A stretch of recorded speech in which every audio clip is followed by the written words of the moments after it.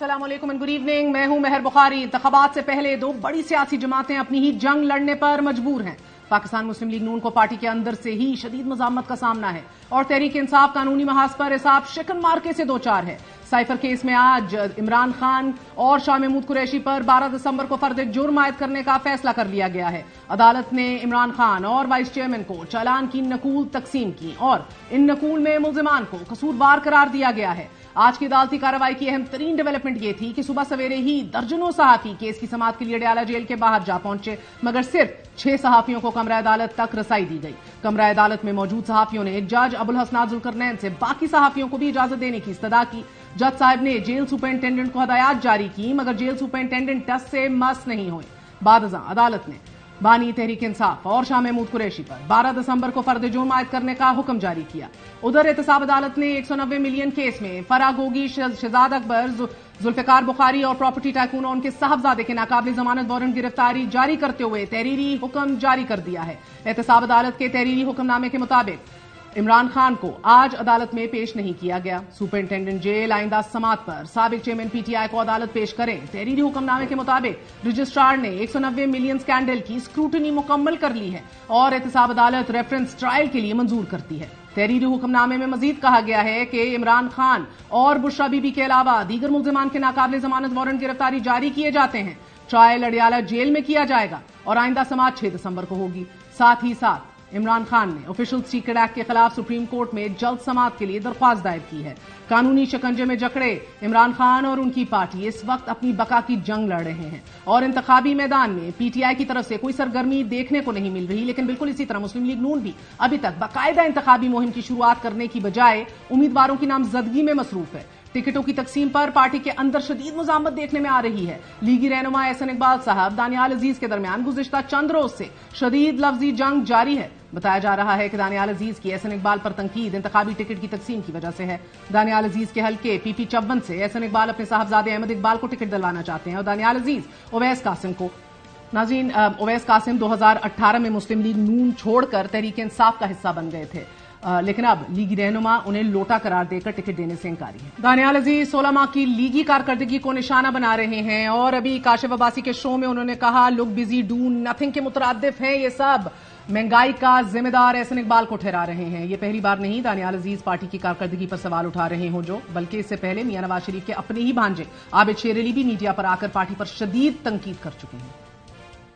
वजीर आजम साहब से भी अपनी पार्टी से भी खुदारा ये पॉलिसियां तरक करके अवाम दोस्त पॉलिसियां बनाएं, 22 करोड़ अवाम को रिलीफ दें, वरना हमारा हलकों में जाना बहुत मुश्किल हो जाएगा। 16 महीने ये महंगाई का तूफान बर्पा हो रहा था, पाकिस्तान की रिकॉर्ड महंगाई हो रही थी। उस दौरान एहसन इकबाल साहब नेशनल प्राइस मॉनिटरिंग कमेटी उसके हेड थे, तो बजाय उस चीज का जवाब देने का ये हमें मुकामी हुकूमतों के बारे में बताना शुरू हो गया, जबकि फील्ड में हमें इस चीज का सामना करना पड़ा। तो उसके बारे में थोड़ी रोशनी डाले ना, क्या किया इन्होंने 16 महीने और किस तरह से ये रिकॉर्ड महंगाई हुई है और क्यों नहीं ये काबू को पा सके। पार्टी के अंदर से कारकर्दगी पर उठते इन सवालात पर मगर मुस्लिम लीग नून धड़ाधड़ टिकटों की तकसीम में मसरूफ अमल है। मुस्लिम लीग नून पार्लिमानी बोर्ड ने आज रावलपिंडी डिवीजन के अजला अटक, रावलपिंडी और चकवाल के 126 उम्मीदवारों के इंटरव्यूज किए हैं और उनके साथ साथ लीगी क़यादत की आज मौलाना फजल रहमान से भी मुलाकात हुई है और दोनों जमातों ने सीट एडजस्टमेंट से मुतल्लिक भी फॉर्मूले पर गुफ्तगू सुनी। इसी हवाले से बात करने के लिए हमारे साथ मौजूद हैं साबिक वफाकी वजीर और सेक्रेटरी जनरल एहसन इकबाल साहब। एहसन इकबाल साहब, बहुत बहुत शुक्रिया साथ देने का। सर, बयानिया और वाइट पेपर नहीं है, इकोनॉमी के ऊपर रोड मैप नहीं है, ये सवालात आपकी जमात पे बार बार उठ रहे हैं और सबसे बड़ा इशू बेरोजगारी और महंगाई का, जो यकीनन आप अपने हल्के में ही मौजूद रहते हैं, आपसे ज्यादा आशना कौन होगा इस हवाले से। लेकिन मुल्क में महंगाई कंट्रोल करने के लिए प्राइस मॉनिटरिंग कमेटी आपकी जेर सदारत काम करती थी और प्राइस मॉनिटरिंग कमेटी अवाम को रिलीफ देने में नाकाम क्यों रही, ये आज का बहुत बड़ा सवाल बन गया पिछले चंद दिनों से। और आज भी जब ये कहा गया कि महंगाई होती नहीं है, की जाती है, बेनिफिशरीज हैं सब, ये अभी क्लेम किया आप ही के कॉलीग ने हमारे 8 बजे के शो में। देखिए, मैं हैरान हूं कि मैं जवाब नहीं देना चाहता, मैं उस सतह पर नहीं जाना चाहता, लेकिन दानियाल अजीज साहब ये जो थीसिस पेश कर रहे हैं उससे वो खुद अपनी कम इल्मी और अपनी नाअहली का सबूत दे रहे हैं। पाकिस्तान की 75 साल की तारीख में आज तक मेरी नजर से कोई ऐसा बयान या ऐसा पेपर रिसर्च का या किसी इकोनॉमिस्ट का ये दावा नहीं गुजरा کہ کسی نے پرائس مانیٹرنگ کمیٹی کے چیئرمین کو پاکستان کی مہنگائی کا ذمہ دار قرار دیا گیا ہو. اس ڈسکوری کے اوپر ضرور دانیال عزیز صاحب کو نوبل انعام ملنا چاہیے کہ انہوں نے ایک اتنی بڑی دریافت کی ہے. سوال یہ ہے کہ پاکستان میں ابھی حال ہی میں مردم شماری ہوئی ہے، تو میں اس میں جو آبادی کی گنتی تھی اس کی جو سینسس مانیٹرنگ کمیٹی تھا اس کے بھی چیئرمین تھا. اب مجھے یہ بتائیے کہ اگر ہم نے آبادی کی گنتی کی اور اس کی شرح جو ہے وہ 2.4 سے بڑھ کر 2.55 نکل آئی، اگر پاکستان میں لوگوں نے بچے زیادہ پیدا کیے ہیں اور گنتی میں ہمیں یہ پتہ لگا کہ وہ بچے زیادہ پیدا ہوئے ہیں، تو اس کی ذمہ داری بھی بچوں کی پیدائش کی چیئرمین سینسس مانیٹرنگ کمیٹی کے اوپر تھی. یہ تو ایک مضحکہ خیز سا بیان ہے جو وہ کر رہے ہیں، اور اگر وہ اتنے ہی سچے ہیں تو ان کی اہلیہ قومی اسمبلی کی ممبر تھیں. میرے علم میں نہیں ہے کہ کبھی انہوں نے قومی اسمبلی میں یا میرے تک اس قسم کی کوئی شکایت دی گئی ہو. پرائس مانیٹرنگ کمیٹی کا ایک بہت محدود دائرہ ہوتا ہے، اس کا مقصد یہ ہوتا ہے کہ جو ادارہ شماریات ہے یہ پہلے وزارت خزانہ کے ساتھ ہوتا تھا، تو یہ مانیٹرنگ پلاننگ میں دے دیا گیا. جی اب یہ پلاننگ میں دے دیا گیا، اس وجہ سے منسٹر پلاننگ کو اس کا چیئر مقرر کر دیا گیا. اس کمیٹی کے اندر جو ادارہ شماریات پورے پاکستان کی مارکیٹ سے اجناس کی، آلو کی، پیاز کی، گھی کی، آٹے کی قیمتیں معلومات لے کر آتا ہے، وہ پلان کرتا ہے اور اس سے ٹرینڈ انالیسس ہوتا ہے. اور اگر اس میں یہ چیز نظر آئے کہ کسی جگہ ہول سیل مارکیٹ اور ریٹیل مارکیٹ میں فرق ہے تو صوبائی حکومت کو کہا جاتا ہے کہ وہ اس کے اوپر توجہ کرے، چونکہ ڈی سی ایس پی انتظامیہ ساری ان کے پاس ہوتی ہے. تو پرائس مانیٹرنگ کمیٹی کا تو ایک بڑا محدود قسم کا فنکشن ہے. سر یہ آپ صحیح فرما رہے ہیں، میں کیونکہ آپ کی 28 ستمبر 2022 کی بھی پریس ریلیز دیکھ رہی تھی، اور گو کہ correct me if I am wrong آپ کے 1-2 اجلاس ہی ہوئے ہیں. مسئلہ یہ ہے کہ سر اس میں chief economist doctor Nadeem Javed, official ministry of finance اور line ministries, trading corporation, utility store corporation, PESCO اور نمائندگان جو صوبائی حکومت کے تھے وہ سب تھے. پرائس مانیٹرنگ کمیٹی میں پنجاب کی حکومت بھی پی ڈی ایم کے پاس تھی، سندھ حکومت پیپلز پارٹی کے پاس تھی، وہ بھی آپ کے پی ڈی ایم میں اتحادی تھے. پھر پرائس مانیٹرنگ کمیٹی وفاق اور صوبائی سطح پر جب ریلیف دینے میں ناکام رہی تو کیا یہ سوال ایڈمنسٹریٹولی دانیال عزیز کا نہیں بنتا؟ دیکھیے گزارش یہ ہے کہ جو مہنگائی ہے وہ کن چیزوں سے ہوتی ہے. مہنگائی ہونے کی جو پاکستان میں وجوہات ہیں، سب سے پہلا جو ہے وہ ایکسچینج ریٹ ہے کہ ایکسچینج ریٹ اگر اس میں ڈیویلیویشن ہو جائے تو آپ کی ساری امپورٹ پرائسز بڑھ جاتی ہیں. دوسری بڑی وجہ جو ہوتی ہے ایکویشن انفلیشن میں وہ پی او ایل پرائسز ہیں. اگر پیٹرول اور ڈیزل کی قیمتیں بڑھے اس سے انفلیشن ہوتی ہے. تیسری بڑی وجہ ہے بجلی اور گیس کے نرخ اگر بڑھ جائیں. چوتھی بڑی وجہ ہوتی ہے منی سپلائی کہ اگر آپ کے زیادہ نوٹوں کی سپلائی. بالکل یہ سارے فیکٹرز اپنی جگہ موجود ہیں، مگر کیا بات ہے کہ دانیال عزیز اسحاق ڈار یا شہباز شریف صاحب کی بات نہیں کرتے؟ منسٹر کے پاس یہ پلاننگ منسٹری میں ہوتی ہے. یہ تو دانیال صاحب 16 مہینے جماعت کے اندر رہے. یہ جو ان کو اب تھیسس یاد آیا ہے، یہ 16 مہینے میں انہوں نے وزیر اعظم کے ساتھ بات نہیں کی، وزیر خزانہ سے بات نہیں کی، ان کی اہلیہ نے اس کے بارے میں قومی اسمبلی میں تقریر نہیں کی. اب تو یہ ایک بے معنی بات ہے، ان کا کوئی مقامی جھگڑا ہے جس کو وہ اس بنیاد کے میں اسی پہ آ رہی تھی احسن اقبال صاحب. ہو سکتا ہے کہ دانیال عزیز صاحب پارٹی ٹکٹس پہ ہی ناراض ہوں یہ یا باقی مہنگائی پہ، مگر مہنگائی اپنے تئیں ایک ایشو ہے. ان کی اہلیہ ضرور نیشنل اسمبلی میں، مگر ابھی وہ آف دا ریکارڈ 8 بجے میں کلیم کر کے گئے ہیں کہ ان کی ذاتی طور پہ پورا 1.5 سال بحث ہوتی رہی ہے قیادت سے کہ جناب یہ آپ اپنے متھے لگا رہے ہیں، یہ ہمارا ایشو نہیں ہے. وہ بار بار یہی کہتے ہیں جب میں ادھر سے نالا ہوا ہوں تو میں اب میڈیا کے اوپر آیا ہوں، کیونکہ جب عمران خان کو ووٹ آف کانفیڈنس سے نکالا گیا تب 60% لوگوں نے گیلپ سروے کے مطابق ہی کوٹنگ کہا کہ مہنگائی کی وجہ سے نکالا گیا ہے. لیکن آج آپ حلقوں میں اترے تو لوگ جو ہیں وہ حرف تنقید جو ہے پی ایم ایل این کو بناتے ہیں، انکلوڈنگ پیپلز پارٹی. صاحبہ کس طرح پی ایم ایل این کو بنائیں گے؟ 4 سال جب عمران خان نے تیس نیس کر دیا. مجھے یہ بتائیے کہ جو آئی ایم ایف کا معاہدہ ہے، جن کنڈیشنلٹیز کی وجہ سے خود عمران خان صاحب نے اعتراف کیا کہ ابھی تو مہنگائی شروع ہوئی ہے، آنے والے سالوں میں اور مہنگائی ہوگی. آپ وہ ذرا کلپ نکالیں نا عمران خان کا کہ جس میں وہ خود قوم سے کہہ رہے ہیں کہ ابھی اور مہنگائی ہوگی. تو وہ معاہدہ جو عمران خان نے آئی ایم ایف سے کیا تھا، ہم اپوزیشن میں تھے، ہم نے اس وقت چیخ چیخ کر خبردار کیا تھا کہ یہ بغیر سوچے سمجھے جن شرائط کو مان رہے ہیں اس کے بعد غریب آدمی کا کچومر نکل جائے گا. تو عمران خان اپنی حماقتیں کر کے گیا ہے، جو نااہلی دکھا کر گیا ہے، اس کی پی ایم ایل این یا پی ڈی ایم حکومت کس طرح ذمہ دار ہے؟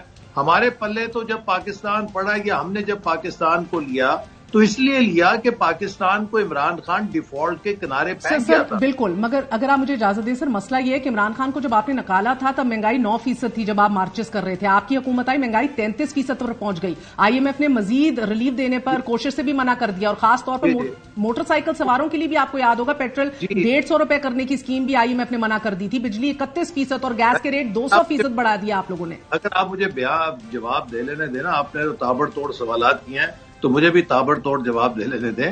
بات یہ ہے کہ جو عمران خان صاحب کے بعد مہنگائی میں اضافہ ہوا وہ اس لیے ہوا کہ جب پاکستان کو ڈیفالٹ سے بچانے کے لیے ہم IMF کے پاس گئے، انہوں نے کہا جی پہلے آپ ان شرائط کے اوپر عمل کریں جو عمران خان صاحب ہمارے ساتھ دستخط کر کے گئے. ہمیں نہیں پتا کہ شوکت ترین کون ہے اور مفتاح اسماعیل کون ہے یا اسحاق ڈار کون ہے. ہمیں یہ پتا ہے کہ اس کے اوپر پاکستان کے وزیر خزانہ نے دستخط کیے ہیں. تو لہٰذا وہ شرائط جن کے اوپر عمران خان صاحب نے دستخط کیے تھے اور ان کے برعکس عمل کرنے کی وجہ سے وہ پاکستان کو ایک خسارہ دے گئے، تو جب ہمیں ان شرائط کو پورا کرنا پڑا، اور اسی لیے ہم کہتے ہیں کہ ہم نے پاکستان کو اپنی سیاست کی قربانی دے کے بچایا ہے کہ جب آپ وہ سبسڈیز ختم کریں گے جن کا عمران خان صاحب نے IMF سے معاہدہ اور وعدہ کیا تھا، تو یقیناً اس کے نتیجے میں قیمتیں اوپر جائیں گی. جب پیٹرول مہنگا ہوگا اس سے بجلی مہنگی ہوگی، جب پیٹرول اور بجلی مہنگی ہوگی تو اس سے آپ کی مہنگائی ملک کے اندر اضافہ ہوگا. تو یہ ہمارے حلقے میں تو میرا خیال ہے، میرے کم از کم عوامی جو رابطہ ہے اس کے اندر میرے ہر ووٹر کو پتا ہے کہ پاکستان کی تباہی کا ذمہ دار عمران خان ہے. عمران خان کا نا تجربے کاری، اس کی نااہلی اور اس کی نالائکی نے پاکستان کا وہ مومنٹم جو ہم نے 2017-18 میں بنایا تھا، جو سی پیک کے ذریعے پاکستان کی اٹھان تھی، اس سب کو اس نے پنچر کیا، اس کو تباہ کیا. تو میرے کسی ووٹر کو کوئی شبہ نہیں ہے. دانیال صاحب کے جو ووٹر ہیں پتہ نہیں وہ کس جماعت سے تعلق رکھتے ہیں، لیکن مسلم لیگ نون کے ہر ووٹر کو پتہ ہے کہ پاکستان میں آج جو مہنگائی ہے اس کا ذمہ دار عمران خان ہے. گو کہ وہ اس پہ یہ بھی کہتے ہیں حسن اقبال صاحب، آپ نے کون سا سروے یا انویسٹیگیشن کرائی کہ آپ عمران خان کے اوپر یہ لگا سکیں؟ مگر سر رسپانسبلٹی جو پرائس مانیٹرنگ کی ہے وہ صوبوں کے ساتھ ہے. لمیٹڈ پاورز ہیں، آئی انڈرسٹینڈ کہ ICT تک آپ لوگ محدود ہیں، لیکن NPMC جو ہے وہ فورٹ نائٹلی ریویوز کرتی ہے پرائسز کے اور پھر ریکمنڈیشنز دیتی ہے شارٹ فالز کے. پروونشل چیف سیکرٹریز بھی اس باڈی کا حصہ ہیں، as you are well aware. آپ برائے مہربانی صوبائی حکومتوں کے نمائندوں سے پوچھیں نا. آپ یہ آئی نو ان کا کیس ہے، آئی نو یہ صوبوں کا ایشو ہے، اس لیے میں نے کہا چیف سیکرٹریز بھی بیٹھے ہوئے تھے سر. یہ صوبائی حکومتوں سے پوچھیں کہ انہوں نے اپنے دائرہ اختیار میں کیا ہے. لیکن جیسے میں نے کہا کہ پرائس مانیٹرنگ کمیٹی کے چیئرمین کو مہنگائی کا ذمہ دار قرار دینا پاکستان میں 75 سال کے اندر پہلا ایسا دعویٰ آیا ہے. اور اس کے لیے تو آپ نے نوبیل پرائز ریکمینڈ کر دیا ہے نا سر اس ڈسکوری کے اوپر. مگر مجھے بڑا تعجب اس بات پہ ہو رہا ہے سر کہ وہ اسحاق ڈار کا نام نہیں لے رہے اور وہ شہباز شریف کا نام نہیں لے رہے. اس میں بھی کوئی منطق ہوگی، لیکن ڈسٹرکٹ لیول میپنگ تو تحریک انصاف کی حکومت دھڑا دھڑ کر رہی تھی تب، لیکن جب PDM آئی تو پرائس مانیٹرنگ آلموسٹ چھوڑ دی گئی. ہم لوگ بھی تواتر سے اکانومی پہ سیگمنٹس کرتے ہیں اور نظر رکھتے ہیں. غالباً آپ کے بھی 2-3 میٹنگز ہوئی ہیں ان 16 مہینے میں پرائس کنٹرول میٹنگ کی. بس ہم بھی باقاعدگی سے اس کی میٹنگ لیتے تھے، ریویو کرتے تھے، اور چیف اکانومسٹ جو ہیں وہ ٹاسک تھی ان کی کہ ان کو جائزہ لیں مسلسل، اور اس کے اوپر ہم جو سفارشات ہیں وہ بھیجتے تھے کہ اس میں زیادہ سے زیادہ آپ کو ڈیمانڈ سپلائی کا پتہ چلتا ہے. جیسے میں نے کہا پرائس ویریشنز اگر مارکیٹس میں ہیں وہ آپ بتا سکتے ہیں، لیکن جو مہنگائی کے اسباب ہیں، کیا ہم زراعت کی پروڈکشن ہم کنٹرول کرتے ہیں؟ کیا ملک کے اندر امپورٹ کو ہم کنٹرول کرتے ہیں؟ کیا نوٹوں کی چھپائی ہم کنٹرول کرتے ہیں؟ مجھے لگتا ہے ان کی شاید امید آپ سے یہ تھی کہ آپ جب یہ اجلاس کرتے تھے تو آپ یہ ریکمنڈیشنز دیتے. یہ تو ایک مذاقہ خیز سی بات ہے جو ان کی کوئی اور تکلیف ہے جس کو انہوں نے اس طرح بنایا، اور یہ بڑی انیتھیکل ہے. میں سمجھتا ہوں ایک بڑی غیر اخلاقی بات ہے کہ وہ بیان جو بلاول بھٹو کا ہے وہ آج دانیال عزیز مسلم لیگ نون کے اوپر تھوپ رہا ہے. مجھے تو لگتا ہے کہ شاید وہ پیپلز پارٹی میں جانے کی راستہ بنا رہے ہیں. یہ کیا کر رہے ہیں اس کی مجھے تو سمجھ نہیں آئی کہ اتنی غیر ذمہ دارانہ ایک شخص کیسے بات کر سکتا ہے جب ان کی اہلیہ اس سیٹ اپ کا حصہ تھیں، قومی اسمبلی کے اندر موجود تھیں. میں نے تو ایک تقریر ان کی اس حوالے سے نہیں سنی کہ انہوں نے ان تحفظات کا اس وقت اظہار کیا گیا ہو، بلکہ شہباز شریف صاحب کو جب بھی یہ لوگ ملتے ہیں تو قصیدوں کے انبار لگا دیتے ہیں. تو اب آ کے یہ اگر ان کو کوئی مقامی شکایت ہے تو پارٹی کے کسی فورم کے اوپر کرتے ہیں. یہ تو بڑی غیر اخلاقی بات ہے کہ آپ کو اگر کوئی کسی جگہ شکایت ہے آپ پارٹی کی قیادت یا فورم پہ جائے بغیر ڈرٹی لینن آ کے اگر باہر بازار میں یا میڈیا پہ دھوئیں تو تو اس سے بڑی آپ پارٹی کے ساتھ کیا بدخوئی کر سکتے ہیں؟ اچھا، اور سر آپ نے سمجھایا این پی ایم سی کا مقصد کیا ہے، سپلائی اینڈ ڈیمانڈ بھی مانیٹر ہوتی ہے، ریویو آپ لوگ پرائسز ریویو کرتے ہیں اور پھر حکومتی انٹرونشن کی جدھر ضرورت ہو اس کا بھی تعین کرتے ہیں، bottlenecks and so on so forth. Maybe he expected کہ چاہے یہ تمام تر دیگر عوامل ہیں جس کی وجہ سے آئی انڈرسٹینڈ سر، دیکھیں جیسے آئی ایم ایف ہے، ڈی ویلیویشن ہے، گلوبل فیکٹرز ہیں، یہ سب ضرور ہیں، لیکن کموڈٹی شارٹیج. پاکستان میں کسی اکانومسٹ سے پوچھ لیں جو پاکستان میں مہنگائی کے بڑے ڈرائیورز ہیں وہ کیا ہیں.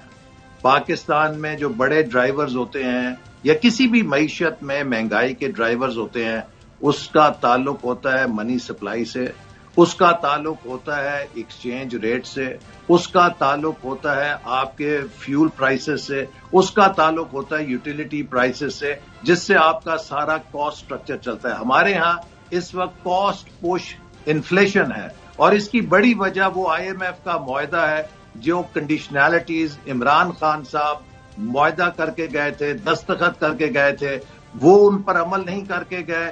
پی ڈی ایم کی حکومت نے پاکستان کو ڈیفالٹ سے بچانے کے لیے ان پر عمل کیا اور عمران خان صاحب خود کہہ کر گئے تھے کہ جو معاہدہ ہم کر چکے ہیں اس کے نتیجے میں مزید مہنگائی آئے گی. گو کے ایسے اقبال صاحب آپ یہ باتیں درست فرما رہے ہیں، لیکن پی ڈی ایم کی حکومت کے دور میں گروتھ نیگیٹو ہو گئی تھی، آئی ایم ایف نے گروتھ -0.5 کر دی تھی، ورلڈ بینک نے بھی -0.6% پیش کر دی گئی تھی. اور ایسے اقبال صاحب یہ نا مہر صاحبہ سن لیجیے، اس کا بھی جواب سن لیجیے. آپ ایک سوال کرتے ہیں، جب آپ ملک کے فارن ایکسچینج کے ریزروز اڑا دیں گے، عمران خان صاحب کے آخری جو سال تھا اس کے اندر $80 ارب کی جب آپ امپورٹ کریں گے اور $50 ارب کا تجارتی خسارہ کر دیں گے، جس سے ملک کے تمام زر مبادلہ کے ذخائر کھائے جائیں گے، تو پھر اگر آپ نے ملک کو ڈیفالٹ سے بچانا ہے تو آپ کو امپورٹ سپریشن کرنی پڑے گی. اور جب آپ امپورٹ سپریشن کرتے ہیں تو یقیناً اس کے ساتھ آپ کی گروتھ ریٹ کم آتی ہے. تو اگر ہم پاکستان کو خدا نہ خواستہ ڈیفالٹ کر دیتے، سری لنکا کے حالات میں چلے جاتے، آج اگر ڈالر 280 روپے کا ہے، نہ جانے 500 پہ ہوتا یا 600 پہ ہوتا یا 700 پہ ہوتا. تو یہ جو ٹریڈ آفس تھیں کہ ہم نے کیا پاکستان کو ڈیفالٹ ہونے دینا ہے یا ڈیفالٹ سے بچانا ہے، اور ڈیفالٹ سے بچانے کے لیے ایک ہی راستہ تھا کہ آپ امپورٹ سپریشن کریں، امپورٹس کو کنٹرول کریں. جب آپ امپورٹ کو کٹ ڈاؤن کریں گے تو لا محالہ اس کا تعلق آپ کی گروتھ ریٹ کے اوپر آئے گا.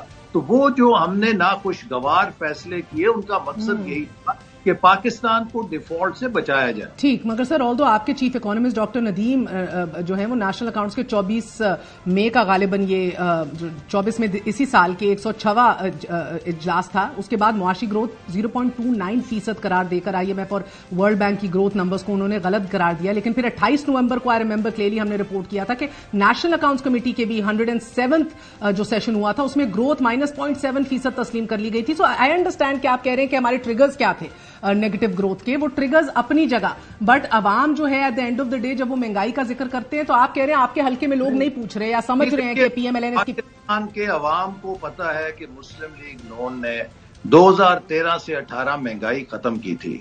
ہم نے پاکستان کو گروتھ کے راستے پہ ڈالا تھا. سی پیک پاکستان کی پشت کے اوپر پاکستان کو ٹیک آف کرا رہا تھا. وہ اناڑی شخص کے جو خود مانتا تھا کہ ابھی تو میں حکومت چلانا سیکھ رہا ہوں، جس شخص کے وزیروں نے خود کہا کہ ہماری حکومت نے پاکستان کو دیوالیہ تقریباً کر دیا تھا. آپ نے سنا نہیں، شیخ رشید صاحب یہ کہہ چکے ہیں، شبر زیدی صاحب نے اس بات کا اعتراف جی سر، مگر میں ایک دو اور مثالیں بھی پھر آپ کے سامنے پیش کرنا چاہتی ہوں نا سر. حکومت جو تھی وہ تو خود اس بات کا اعتراف کر گئی تھی کہ ہم پاکستان کو دیوالیہ کے قریب لے آئے تھے، اور شکر ہے ہم حکومت سے نکل گئے ورنہ لوگوں نے پتھر مارنے تھے.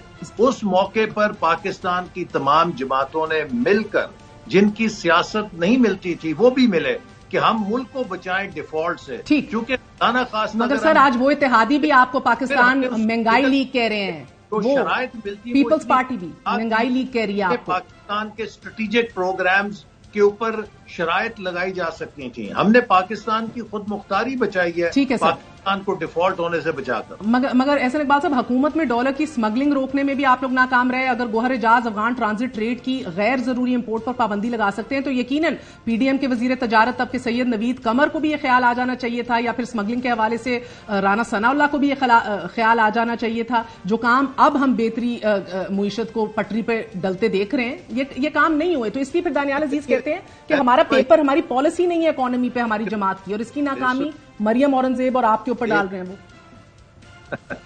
یہ چیزوں کو آپ ایک کنٹینیوٹی میں دیکھتے ہیں. جب ایک مریض جو ہے اس کا خون بہہ رہا ہے, اس کی جان کو خطرہ ہے, تو first level of treatment emergency کی ہوتی ہے کہ جس میں آپ اس کو سٹیبلائز کرنے کے لیے, اس کی جان بچانے کے لیے اقدام کرتے ہیں. ہم نے جب پاکستان کو ڈیفالٹ سے بچایا, اب اس کے بعد نیکسٹ لیول ٹریٹمنٹ ہو رہی ہے, اور یہ سارے اقدامات بہت اچھے ہیں, مستحسن ہیں. یہ اسی لیے ہو رہے ہیں کہ ہم نے وہ بنیاد فراہم کی کہ جس سے ملک اس ابتدائی ایمرجنسی سے نکل آئے جس کے اندر ہم 12-14 مہینہ مبتلا تھے, اور ہم نے ملک کو سٹیبل حالت میں کیئر ٹیکرز کو دیا. کیئر ٹیکرز اب آگے لے کے جا رہے ہیں, اور انشاءاللہ اب الیکشن کے بعد جو حکومت آئے گی وہ اس چیز کو آگے لے کر جائے گی, اور وہ چیز ریفارمز ہوں گی کہ اب ہمیں مزید ریفارمز کی ضرورت ہے جن کے ذریعے ہم مستقل بنیادوں پہ پاکستان کی معیشت کو مستحکم کر سکیں. چلے اب مختصراً آ جاتے ہیں جو میں تو جی صاحبہ, یہ اتنے لوگ قسم کے الزامات ہیں جو ایک ہمارے کولیگ لگا کیا رہے ہیں. تکلیف ہے, تکلیف کیا ہے اصل انہیں, تکلیف کیا ہے؟ پہ بحث کرنا بھی فضول سمجھتا ہوں. ان پہ اصل میں تکلیف کیا ہے دانیال عزیز صاحب کو, کیا اور باقی کیا آپ کو ان کے حلقے میں جانا چاہیے سر اپنے صاحبزادے کو نیچے والی سیٹ دینے کے لیے؟ سب چونکہ آپ نے چھیڑ دیا, ایشو یہ ہے کہ ان کا اصرار ہے کہ وہ ایسے اشخاص کو ٹکٹ دلوانا چاہتے ہیں جو 2 دفعہ پاکستان مسلم لیگ نون سے لائلٹی چینج کر چکے ہیں.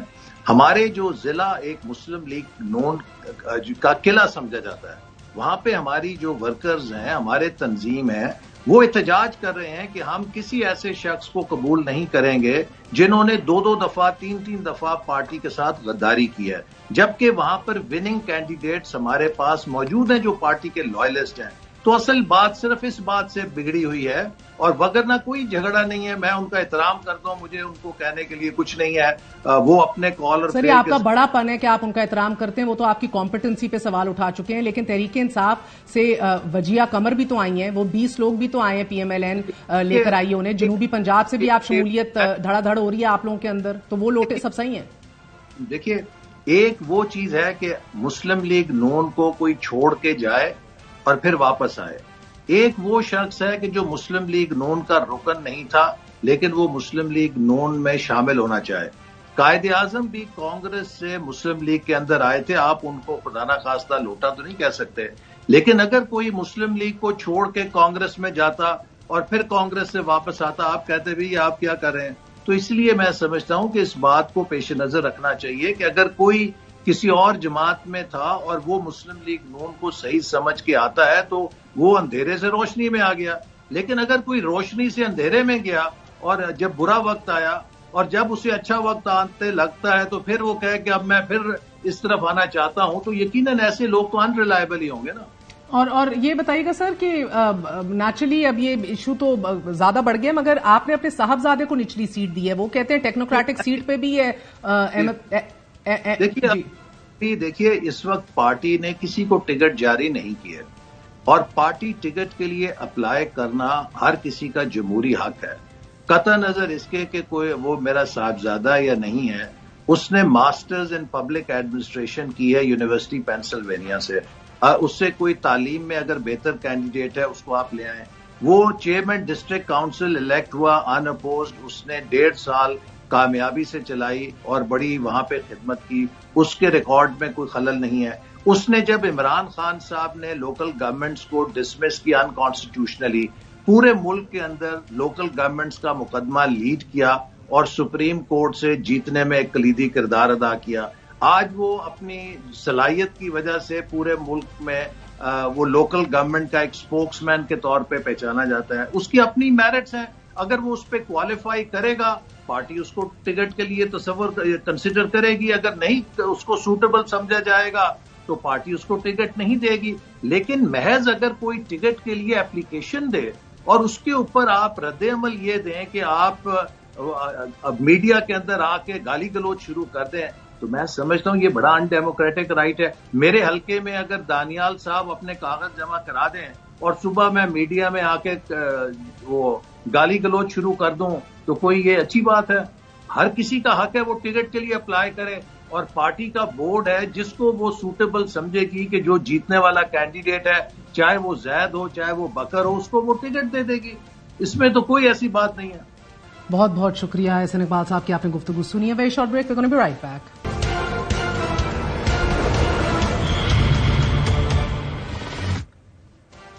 نئی حلقہ بندیوں پر شدید اعتراضات سامنے آنا شروع ہو گئے ہیں. ایم کیو ایم پاکستان نے چیف الیکشن کمشنر سے اعتراضات پر سو موٹو لینے اور سندھ کی صوبائی الیکشن کمیشن ممبر کو عہدے سے ہٹانے کا مطالبہ کر دیا ہے. ایم کیو ایم نے اس حوالے سے جلد اسلام آباد ہائی کورٹ میں پٹیشن دائر کرنے کا فیصلہ بھی کر لیا ہے. اس سے پہلے ایم کیو ایم وفد نے چیف الیکشن کمشنر سے ملاقات کی اور اس ملاقات میں حلقہ بندیوں اور لیول پلینگ فیلڈ پر اپنے تحفظات ریزرویشنز الیکشن کمیشن کے سامنے رکھے. چیف الیکشن کمشنر سے ملاقات میں متحدہ وفد نے چیف الیکشن کمشنر سے الیکشن کمشنر سندھ اور الیکشن کمیشن میں ممبر سندھ کو تبدیل کرنے کا مطالبہ کر دیا ہے. ایم کیو ایم پاکستان نے الزام عائد کیا ہے کہ الیکشن کمشنر سندھ اعجاز انور چوہان پیپلز پارٹی کے سرگرم کارکن ہیں اور اندرون سندھ مردم شماری میں دھاندلی کی گئی ہے. سندھ کی نگران حکومت پر بھی ایم کیو ایم کو کوئی اعتماد نہیں. سندھ میں حکومت کا میں انتظار ہے. جو حکومت آئی ہے وہ نگراں نہیں ہے, وہ پیپلز پارٹی کے مفادات کی نگراں نظر آتی ہے اور اس کے اثرات الیکشن کمیشن تک پہنچتے ہوئے نظر آ رہے ہیں. ہمیں سندھ کو 2 حصوں میں تقسیم کر دیا ہے. چیف الیکشن کمشنر صاحب سے بڑی امید ہے لیکن کم بخت یقین نہیں آ رہا ہے. سندھ کے جو نمائندے یہاں پر ہیں وہ پیپلز پارٹی کے حلف یافتہ کارکن ہیں. یہ حلقہ بندیوں میں جو کچھ ہوا ہے لگتا ہے کہ پانی کی طرح جو پیسہ بہ رہا ہے وہ شاید اس عمارت میں بھی آ گیا ہے. اسلام آباد ہائی کورٹ میں جانے کی بھی تیاری کر رہے ہیں, لیکن کیسے ڈالیں پٹیشن؟ ویب سائٹ پہ ابھی حلقہ بندیوں کے آرڈر اپلوڈ ہی نہیں ہوئے. ایم کیو ایم کے سنگین الزامات کے بعد پاکستان پیپلز پارٹی نے جوابی رد عمل میں کہا ہے کہ ایم کیو ایم پاکستان مسلم لیگ نون کے ہاتھوں استعمال ہو رہی ہے اور نگران سندھ حکومت آنے کے بعد تمام افسران کو تبدیل کیا گیا. ایم کیو ایم ہمیشہ استعمال ہے بہت ساری جماعتوں کے ہاتھوں. مسلم لیگ نون ایم کیو ایم کو استعمال کرنا چاہتی ہے 18ویں ترمیم کے لیے, اس کو نقصان پہنچانے کے لیے, اس صوبہ سندھ کے اندر جو امن قائم ہوا ہے اس کو خراب کرنے کے لیے. ایم کیو ایم جو ہے وہ پی ایس پی مافیا کے نرغے میں ہے. یہ کیا سوچ کے انہوں نے مصطفیٰ کمال کے حوالے قیادت کر دی ہے کہ جو آدمی ایم کیو ایم کی بنیاد کے خلاف بولنے لگا تھا, مصطفیٰ کمال کے آنے سے ایم کیو ایم پاکستان کا جو تھوڑا بہت ووٹ بینک بچا تھا وہ بھی فارغ ہو گیا. پیپلز پارٹی کی جانب سے ایم کیو ایم کو نون لیگ کے ہاتھوں استعمال ہونے کے الزام کے ساتھ ساتھ مسلم لیگ نون کو بھی شدید تنقید کا نشانہ بنایا جا رہا ہے. سعید غنی نے کہا کہ نون لیگ کے اپنے ہی رہنما نواز شریف کی سیاست کا جنازہ نکال رہے ہیں.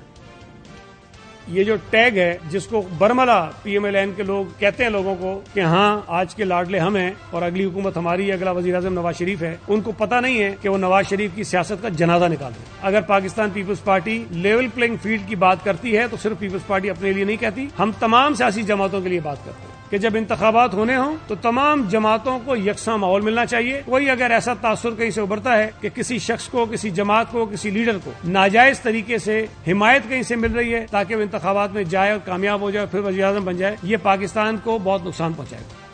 نئی حلقہ بندیوں کی وجہ سے کراچی میں ایم کیو ایم کا ووٹ بینک متاثر ہونے کا خدشہ ہے. ایم کیو ایم نے کماڑی, بلدیہ, ملیر اور کرنگی سمیت 13 حلقوں پر اعتراضات اٹھا دیے ہیں. حیدرآباد, سکھر, میرپور خاص, نواب شاہ اور دیہی آبادی کے ساتھ شہری حصے کو ملانے پر ایم کیو ایم نے اپنی ریزرویشنز نوٹ کرا دی ہیں. ایم کیو ایم کی جانب سے اعتراضات اٹھائے گئے ہیں کہ مصطفیٰ کمال کے حلقے بلدیہ ٹاؤن سے 4 یو سیز کو نکال دیا گیا ہے کہ جس کی وجہ سے ایم کیو ایم کو 35,000 ووٹوں کا نقصان ہوگا. اسی طرح نئی حلقہ بندیوں میں حلقہ NA 218 قاسم آباد, حیدرآباد کی قومی اور صوبائی اسمبلی کے حلقوں کو تبدیل کیا گیا ہے. ٹاؤن کمیٹی کو تبدیل کر دیا گیا ہے اور لطیف آباد کو بھی حلقہ NA 219 سے نکال دیا گیا ہے. اس پر بھی ایم کیو ایم اور پیپلز پارٹی کو اعتراض ہے, لیکن سندھ میں نئی حلقہ بندیوں سے پاکستان پیپلز پارٹی کو زیادہ ووٹ ملنے پر تحفظات ظاہر کیے جا رہے ہیں. ان اعتراضات پر مگر الیکشن کمیشن سندھ نے کراچی کی حلقہ بندیوں پر ایم کیو ایم کے اعتراضات مسترد کر دیے ہیں اور حیدرآباد, ٹھٹہ اور سانگڑ کی حلقہ بندیوں پر پیپلز پارٹی کے اعتراضات کو قبول کر لیا ہے. MQM اعتراضات مسترد ہونے کے بعد عدالت سے رجوع کرنے کے لیے تو تیار ہے, لیکن اگر یہ معاملہ عدالت جا پہنچا تو اس سے انتخابات میں تاخیر کے خدشات پیدا ہو جائیں گے. الیکشن میں التوا کی بازگشت پہلے سے ہی جاری ہے. ابھی تک وزارت خزانہ نے الیکشن کمیشن کو مختص فنڈز جاری بھی نہیں کیے, اور آج ہی الیکشن کمیشن نے انتخابات کے فنڈز کی عدم فراہمی پر بھی سیکرٹری خزانہ کو طلبی کا نوٹس جاری کیا ہے. الیکشن کمیشن کو انتخابات کے لیے بجٹ میں مجموعی طور پر 42 ارب روپے رکھے گئے تھے, لیکن ابھی تک الیکشن کمیشن کو فقط 10 ارب روپے جاری ہوئے ہیں. اگر الیکشن 8 فروری کو ہونا ہے تو پھر وزارت خزانہ کو الیکشن کمیشن کو فوری طور پر 17 ارب روپے جاری کرنا ہوں گے. ہمارے ساتھ پیپلز پارٹی کے سینئر رہنما کنڈی صاحب موجود ہیں. کنڈی صاحب, بہت بہت شکریہ ساتھ دینے کا. MQM کے اعتراضات مسترد ہو رہے ہیں, جبکہ آپ کے حیدرآباد ٹھٹا اور سانگڑ کی حلقہ بندیوں پر آپ کے اعتراضات کو قبول کیا جا رہا ہے. یہ آپ کو کھلا تضاد دکھ نہیں رہا؟ بسم اللہ الرحمن الرحیم. دیکھیں, میں نے آپ کا انٹرو دیکھا, اس میں بیانات دیکھے. پورے پاکستان میں ڈیلیمیٹیشن ہوئی ہے, اس میں اپیلیں ہوئی ہیں. سندھ میں MQM نے اعتراضات اٹھائے ہیں یا PMLN نے اٹھائے ہیں. اس طرح ہمارے پارٹی کے دوستوں نے خیبر پختونخوا اور پنجاب میں بھی اٹھائے ہیں. وہاں پر اگر ہماری بات نہیں سنی گئی تو اس کا مطلب ہے کہ جن کے ہوئی ہے تو ہم سمجھیں کہ ان کے حق میں بات ہوئی ہے. پنجاب میں ریزرویشن ہے ہمارے لوگوں کو, KP میں ریزرویشن ہے ہمارے دوستوں کو کہ یہ ہوا ہے. لہٰذا اگر MQM کو اعتراض ہے, وہ الیکشن کمیشن سے بھی ملے ہیں, ہائی کورٹ بھی جا رہے ہیں, فورم ہے. ہمارے دوست بھی فورم میں جائیں گے. اگر ہم کہیں گے الیکشن کمیشن نے ہماری بات نہیں سنی ہماری بات, ہم کہتے ہیں جو ہماری حلقہ بندی ہے خیبر پختونخوا میں ہمارے کچھ دوستوں نے جو شکایت کی ہے یا پنجاب میں کی ہے, تو ہم بولیں گے کیا وہاں پر جو ہے وہ PMLN یا JUI یا کسی اور. سر, مگر آپ یہ بات سمجھ رہے ہیں نا, پیپلز پارٹی اب کو وہ سارے ووٹ مل جائیں گے سندھ میں کیونکہ فیوریبل کانسٹیٹیوئنسیز ہیں, جبکہ MQM ووٹ جو ہے وہ ڈیوائیڈ ہو جائے گا کراچی میں. مصطفیٰ کمال جو ہیں وہ بھی پارٹیسپیٹ کر رہے ہیں, ان کا جو حلقہ ہے بلدیہ ٹاؤن, ادھر بھی 4 UCs جو ہیں وہ ایکسپیل کر دی گئی ہیں حلقے کے اندر سے. اس کی وجہ سے فقط اس کی وجہ سے MQM کو 35,000 ووٹس کا دھچکا لگ جائے گا. You think that's okay? دیکھیں, اپیل کرنا کسی کا جمہوری حق ہے, ہمارا بھی حق ہے, ان کا بھی حق ہے. دوسری بات یہ ہے کہ ان کے تو ابھی بھی اگر یہ کہتے ہیں کہ صوبائی حکومت یا جس پہ اعتراض کر رہے ہیں, گورنر صاحب کیا MQM کے نہیں ہے, کیا اس کو وہ اون نہیں کرتے ہیں؟ گورنر صاحب موجود ہیں سندھ میں, وہ ان کے جو ہے وہ ان کی انٹرسٹ کو وہ سرو کرتے ہوں گے. ڈیفینیٹلی ان کی جماعت سے, ان کی جماعت کی نمائندگی کر رہے ہیں. مسئلہ گورنر کا نہیں ہے سر, مسئلہ ہے کہ ان کو کوئی اعتماد نہیں ہے الیکشن کمیشن آفیسرز میں اور کیئر ٹیکر سندھ گورنمنٹ کے اندر. ان کو یہ لگتا ہے کہ پیپلز پارٹی جو ہے وہ یہ تمام طرح اپنا کام کر رہی ہے اور اپنا دباؤ اور پریشر ڈال کے اپنے کام کروا رہی ہے, اور پیپلز پارٹی جو ہے پورا ووٹ بینک متاثر کر دے گی MQM کا اربن ایریاز کے اندر سندھ میں. ایسے نہیں ہے. پھر ایسے 2018 میں MQM کے ساتھ کیا ہوا, 9-0 کی سیٹ بھی وہ ہار گئے تھے. اس کے بعد بلدیاتی الیکشن سے وہ دوڑ گئے تھے. اب وہ بہانہ ڈھونڈ رہے ہیں, اگر الیکشن کے دوڑنے سے دوڑ رہے ہیں یا PMLN اپنا سکور سیٹل کر رہی ہے کہ جو ان کے اوپر دبا لاڈلے کا یا سلیکشن کا لگ رہا ہے, تو وہ کہتے ہیں کہ MQM وہاں پر جا کر ان کا جو ہے وہ اس چیز کو کاؤنٹر کرے جا کے کراچی میں یا سندھ میں. تو اگر اس کو استعمال کر رہے ہیں وہ ان کا اپنا وہ ہے, لیکن جو چیزیں ہیں ہم سمجھتے ہیں کہ تمام کو لیول پلینگ فیلڈ ملنی چاہیے. مگر آپ کو لگتا ہے کہ جو ڈیمانڈ کی ہے انہوں نے MQM نے کہ چیف الیکشن کمشنر کو تبدیل کر دیا جائے اور الیکشن کمشنر جو سندھ کے ان کو بھی ممبر جو ہیں ان کو بھی چینج کر دیا جائے, یہ اپنی جگہ صحیح ہے؟ کیونکہ ٹرانسفر جو ہوگا الیکشن کمشنر سندھ کا اعجاز انور چوہان صاحب کا, کیا وہ ممکنات میں سے ہے ایٹ دس پوائنٹ؟ دیکھیے, پہلی بات تو اگر وہ چلے جاتے ہیں اس کے بعد کون آئے گا اور کون ان کو دوبارہ اپوائنٹ کرے گا؟ اپیلنٹ اتھارٹی کون ہے؟ پھر کیا MQM ان کو کرے گی؟ اپیلنٹ اتھارٹی تو یہی ہے نا کہ لیڈر آف دی ہاؤس اور لیڈر آف دی اپوزیشن بیٹھیں گے. تو اگر آپ لیڈر آف دی ہاؤس کہیں تو پھر وہ شہباز شریف صاحب ہوں گے, اور لیڈر آف دی اپوزیشن جو ہے وہ راجہ ریاض صاحب کو بٹھائیں گے. KP میں ایک پریکٹس ہوئی ہے chief minister care taker chief minister کے لیے, جس میں لیڈر آف دی ہاؤس پرانے کو اور لیڈر آف دی اپوزیشن پرانے کو بلایا گیا تھا. تو اگر آپ یہ چیز مان بھی لیتے ہیں تو کیا آپ کہتے ہیں کہ وہ کہتے ہیں کہ PMLN کا بند آ جائے؟ کیونکہ دونوں PMLN ہو گئے نا ابھی, شہباز شریف صاحب PMLN, راجہ صاحب آلریڈی جوائن کر چکے وہ PMLN. تو کیا وہ یہ اس دوران دیکھیں, اور اگر MQM چلی گئی سندھ ہائی کورٹ جو کہ الیکشن کمیشن نہیں چاہ رہی کہ ادھر سے رجوع کیا جائے, کیا الیکشن بھی متاثر ہو سکتا ہے, ڈیلے ہو سکتا ہے؟ میں نہیں سمجھتا کہ الیکشن ڈیلے ہو سکتا ہے, اور میں سمجھتا ہوں کہ فائز عیسیٰ صاحب کی موجودگی میں ایز اے چیف جسٹس میں نہیں سمجھتا کہ الیکشن ملتوی ہو سکتے ہیں. پاکستان پیپلز پارٹی الیکشن کے لیے بالکل تیار ہے. اگر کوئی اور جماعت رائے فرار اختیار کرنا چاہتی ہے, الیکشن ڈیلے کے لیے کوئی کام کرنا چاہتی ہے, میں سمجھتا ہوں کہ اس میں ناکام ہوں گے. الیکشن ڈیلے مجھے نہیں نظر آتا کہ الیکشن ڈیلے ہوگا. ٹی وی چینلز پہ مختلف جگہ پہ ڈیبیٹ ہو رہی ہے کہ جی ایسا ہو جائے گا یا ویسا ہو جائے گا. میں نہیں سمجھتا کہ الیکشن ڈیلے ہوگا. بہت بہت شکریہ. فیصل کریم کنڈی ہمارے ساتھ موجود ہے, آپ نے گفتگو سنی ہے. Very short break, we gonna be right back. Miftah Ismail صاحب, بہت بہت شکریہ ساتھ دینے کا. پہلے پہل تو فرمائی دیجیے گا کہ کیا واقعی پیپلز پارٹی سے آپ کو دعوت دی گئی کہ شامل ہو جائیں ان کی صفوں میں؟ جی میں شکریہ. یہ 2 دن سے خبر گردش کر رہی ہے کہ میں نے پیپلز پارٹی جوائن کر لی ہے.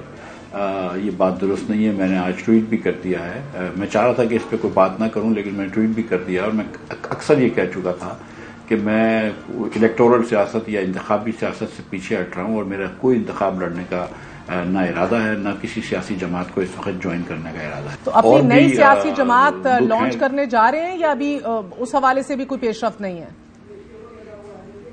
نہیں, اس حوالے سے بھی کوئی پیش رفت نہیں ہے. میں سچی بات ہے کہ اس وقت ہم سمجھتے ہیں کہ تھوڑا سا سیاست سے بریک لینا ہمارے لیے بہتر ہے. اور مفتاح صاحب ابھی آپ رہنما مسلم لیگ نون ہی ہیں؟ نہیں, رہنما تو میں کبھی بھی نہیں تھا مسلم لیگ نون کا. کارکن ورکر مسلم لیگ نون کا حصہ ہیں؟ نہیں, مسلم لیگ نون سے میں استعفیٰ دے چکا ہوں. اب پی ڈی ایم کی حکومت میں عوام دشمنی کی بنیاد بہت سے لوگ نون لیگ کے اندر کہتے ہیں کہ مفتاح صاحب نہیں رکھی. پیٹرول 50 روپے لیٹر مہنگا کیا, 150 روپے سے بڑھا کر آپ نے 235 روپے لیٹر کر دیا. پھر وہ کہتے ہیں کہ ڈیزل 103 روپے لیٹر مہنگا کر کے 144 سے بڑھا کر 247 روپے لیٹر کر دیا. اور یہی مہنگائی کی وہ بنیاد تھی کہ جس سے عوام آج تک نگل نہیں سکے, بلکہ اب تو اپنی ان فائٹنگ نون لیگ میں شروع ہو گئی ہے. مہنگے پیٹرول ہو, ڈیزل ہو, ان سب نے ملک میں as you better know sir transport کا سارا بجٹ ہلا کر رکھ دیا. موٹر سائیکل سواروں کی قوت خرید کا بھی بڑا غرق ہو گیا.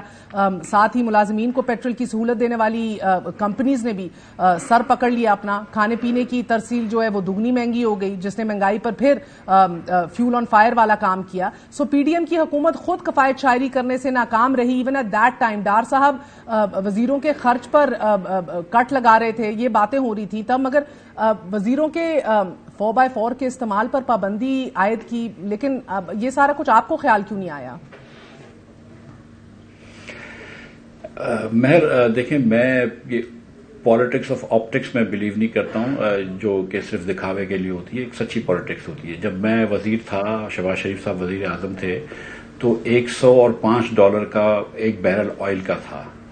جس وقت ہماری حکومت آئی اس وقت 70 روپے پر لیٹر حکومت پاکستان نقصان کر رہا تھا ڈیزل پہ, اور 42 یا 40 یا 42 روپے نقصان کر رہا تھا 1 لیٹر پہ پیٹرول پہ.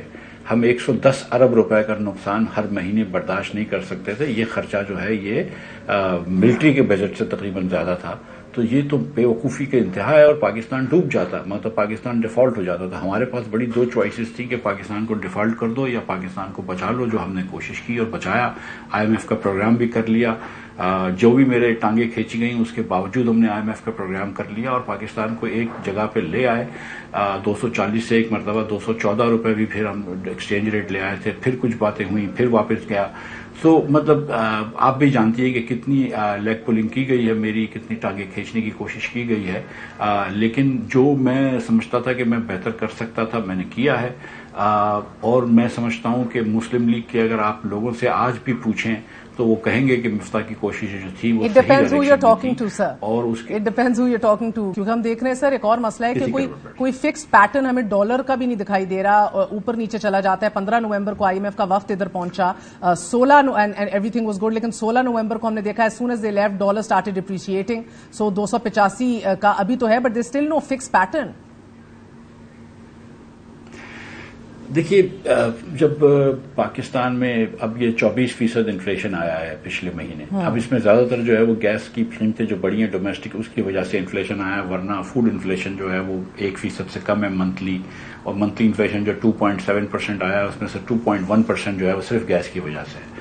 تو لیکن اگر آپ کا 20% انفلیشن ہوگا تو آپ کی کرنسی آہستہ آہستہ ڈیویلیو تو ہوگی نا. اگر ڈیویلیو نہیں ہوگی تو پھر آپ کا ایکسپورٹ مہنگا ہو جائے گا اور پھر آپ ایکسپورٹ نہیں کر سکیں گے. یہ چیز ہم آلریڈی کر کے دیکھ چکے ہیں. تو میرا نہیں خیال ہے کہ ہم کو اس چیز پہ فکسیٹڈ ہونا چاہیے کہ ڈالر اگر 285 کا ہے تو 285 کا ہی رہے. یہ کہیں خدا نخواستہ قرآن مجید میں نہیں آئے کہ 285 ہونا چاہیے. اگر مارکیٹ جو ہے اس کو 280 پہ لے آتی ہے کیونکہ آپ کا لوگ مارکیٹ کو لگ رہا ہے کہ ڈیفالٹ کا چانس ختم ہو گیا ہے, میں آپ کو وعدہ کر رہا ہوں کہ اگر IMF کا اگلا بھی ریویو ہو جائے گا تو اور کانفیڈنس آئے گا مارکیٹ کے اندر. اور آپ PIA کی بات کر رہے تھے, سو فائنینشیل ایڈوائزر ہم نے ہائر تو کر لیا, مگر وہ ایمرجنسی کلوز انووک کر کے ہائر کیا, not by open bidding. Yet ہم دیکھ رہے ہیں کہ جو معاہدہ دستخط ہوا وہ 27 نومبر کا ہے. That means even if they start now, آج کل میں کام اسٹارٹ کر دیں مفتاح, یہ تو پھر بھی اگلے 2 مہینے تو لگ جائیں گے to complete the task. And that is only I am talking about کہ فائنینشیلس کو سیپریٹ کرنے کے حوالے سے. And that's right when elections are. So جو پرائیویٹائزیشن کا قانون ہے، نجکاری کا جو قانون ہے، اس کے اندر اگر آپ ہر چیز صحیح فالو کریں اور ایک ایک دن کے اندر آپ ہر کام کر لیں، ہر کام وقت پہ کر لیں، تو 462 دن لگتے ہیں میرے خیال سے نجکاری کرنے میں. تو 462 دن میں تو آپ کو پتا ہے کہ پاکستان میں محض 2 مرتبہ حکومتیں بدل جاتی ہیں، 4 مرتبہ کرکٹ ٹیم بدل جاتی ہے، تو 240 دن اور 460 دن تو بہت ٹائم ہوتا ہے پاکستان میں.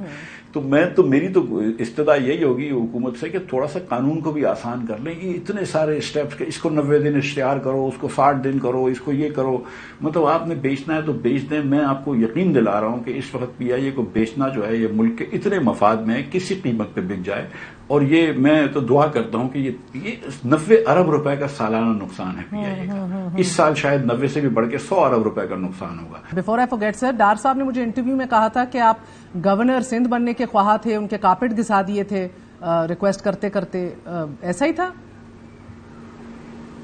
بالکل، میں گورنر سندھ بننے کی خواہش تھی مجھے.